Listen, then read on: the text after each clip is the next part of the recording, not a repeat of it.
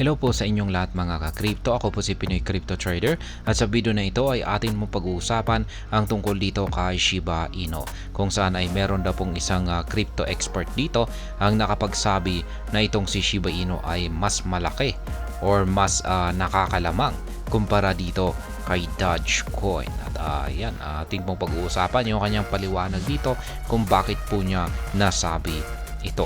Kaya yan, bago po tayo magpatuloy ay nais ko lamang po munang bigyang linaw ang aking disclaimer kung saan ang nilalaman po ng video na ito ay hindi po ito isang financial advice. For education and information purposes lamang po ang layunin nito.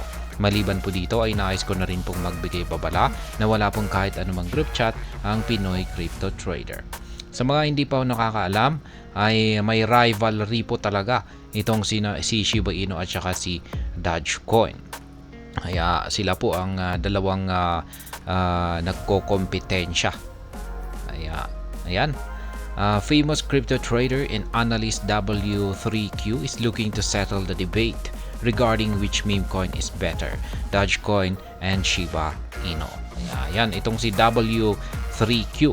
Ayan, na isang kilalang crypto analyst at saka crypto trader ang naglabas po niya ng kanyang sariling opinion or pananaw dito sa debate. Yan, sa pagitan ni Shiba Inu at saka si Dogecoin kung alin nga ba sa kanila ang mas maganda or mas nakakalamang.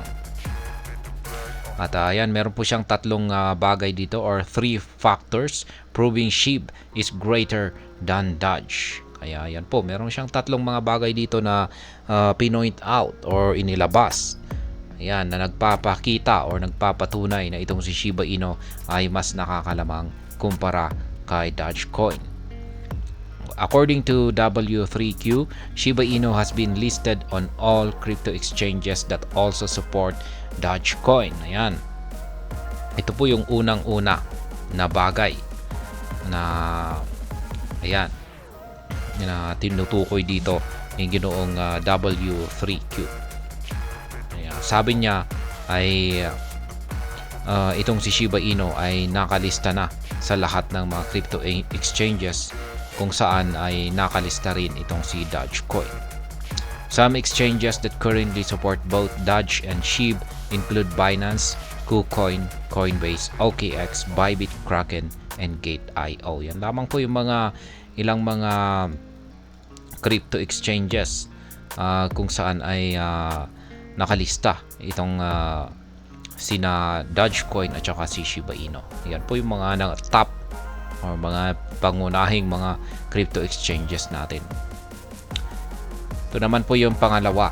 W3Q believes Shiba Inu has almost the same market presence as Dogecoin. Ayan, naniniwala daw po siya na itong si Shiba Inu ay halos pantay lamang po sila ng market presence dito kay Dogecoin.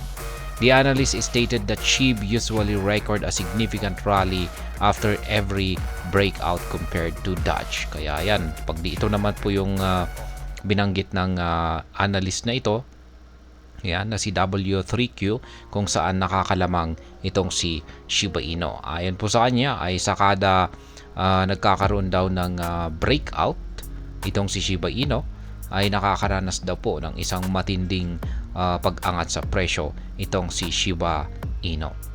At yan po ang walang gaano. Ayan, in comparison po kay Dogecoin ay hindi po gaano kay Dogecoin. Kaya ayan. At ang pangatlo na dahilan rito ni W3Q ay sabi niya dito ay the expert asserted that Shiba Inu gives trader cleaner exit points than Dogecoin. Ayan po. Itong si Shiba Inu ay mas nakakapagbigay daw po ng malinis na exit point.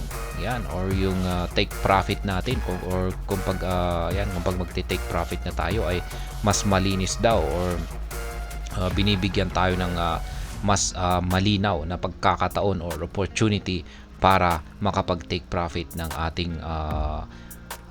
ating gain or ating kita bago ito magkaroon ng correction or bago ito bumagsak. Such clean exit could refer to a stable market condition. Yan po yung tinutukoy niya rito.